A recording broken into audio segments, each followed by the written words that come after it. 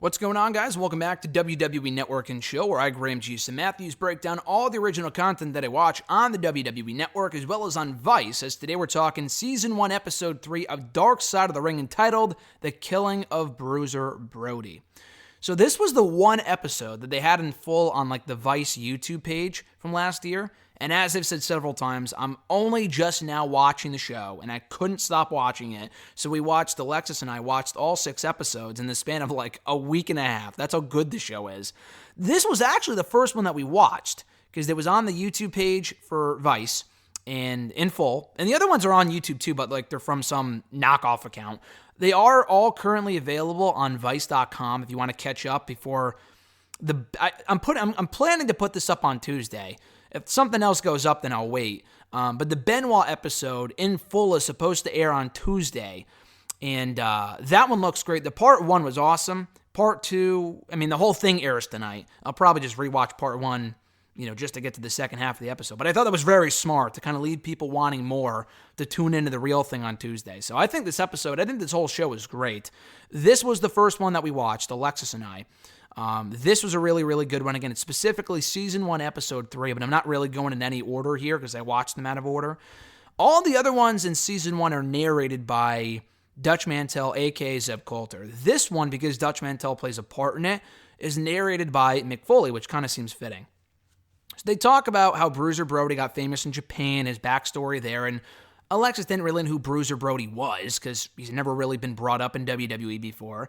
I think they inducted him in one of their Hall of Fame wings about a year or two ago, the Legacy wing or whatever the fuck it was. That dumb shit that they do. I think they should just give those people a formal induction, but whatever. I think Bruiser Brody was quietly among them, if I'm not mistaken. So we hear a lot from, all the other ones we hear from various people. Here we mainly hear from the people that were there in that new Brody, that being Dutch Mantell, Tony Atlas, Mr. USA, and Abdullah the Butcher. They all give their sides of the story. More so Atlas and Mantell as opposed to Abdullah the Butcher. We don't really hear from him a whole lot. How they had matches and kind of the aftermath of the whole thing, and whether he thought that Jose Gonzalez was responsible for it and all that other stuff. So he's not really a big part of this, but they do, they talk to him a little bit, not as much as Dutch and Tony.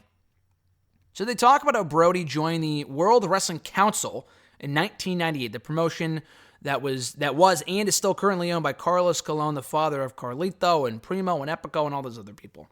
That's who that is. He was actually inducted in the Hall of Fame in 2014, which a lot of people were against, because in a lot of people's opinions, and this is not far off, he was aware of the murder of Bruiser Brody. He knows that Jose Gonzalez is guilty, but he said nothing about it. He thought it was a whole whatever. He's a kind of a part of the conspiracy and the cover-up of the killing of Bruiser Brody.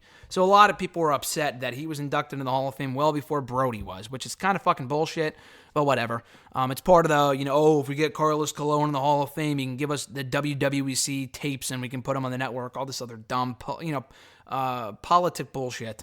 But anyway, at that point, WWC, I want to say WWE, it's WWC, was known as a very violent wrestling promotion. People would go in there and beat the holy shit out of each other. And of course, this emanates from Puerto Rico, so I can't really say I'm surprised. The style down there at that point was way more physical, way more aggressive.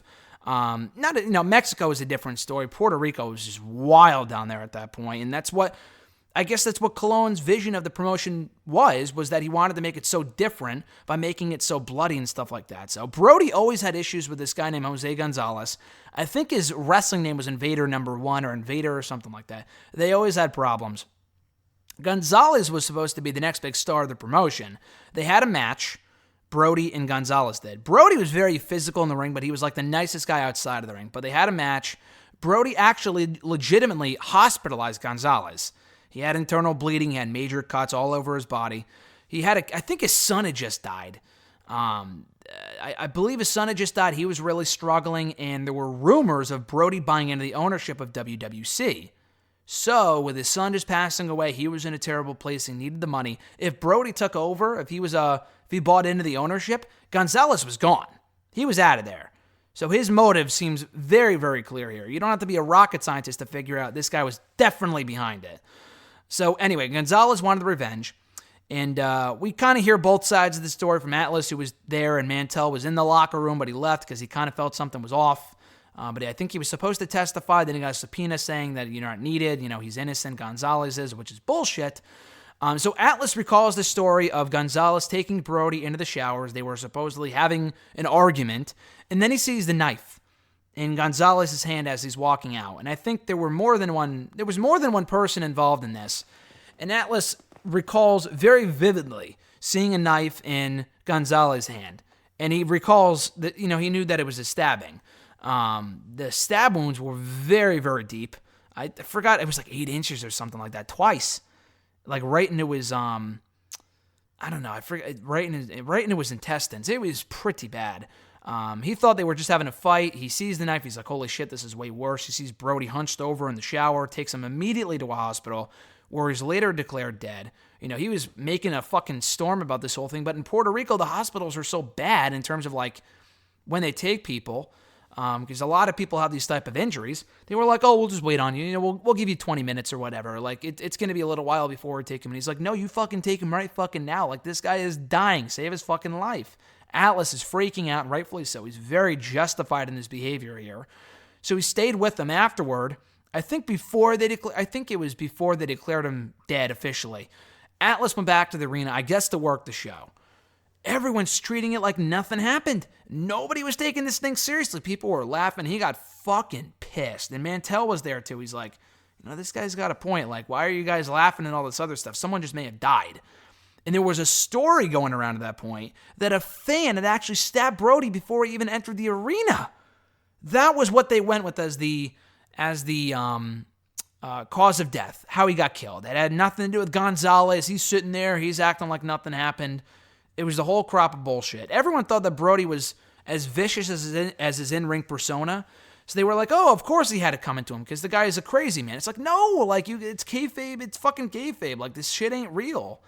So there was this whole conspiracy to cover it up that Colon was a part of. He thought that, Gonzalez had nothing to do with it, and Brody just got stabbed by a fan, blah, blah, blah. And they didn't even have to go to court because Gonzalez was cleared of all the charges. He had nothing to do with it, according to the court and everyone else involved in the promotion, except for Atlas and Mantell and a few elite others, I would assume a few, just an elite few there. So he does birthday parties now, I guess, Gonzalez does, which is so fucking weird. And they reached out to him for comment on the story and Cologne, and both denied being a part of this special. That right there tells you all you need to know about Jose Gonzalez and the fact that he absolutely 120% did this.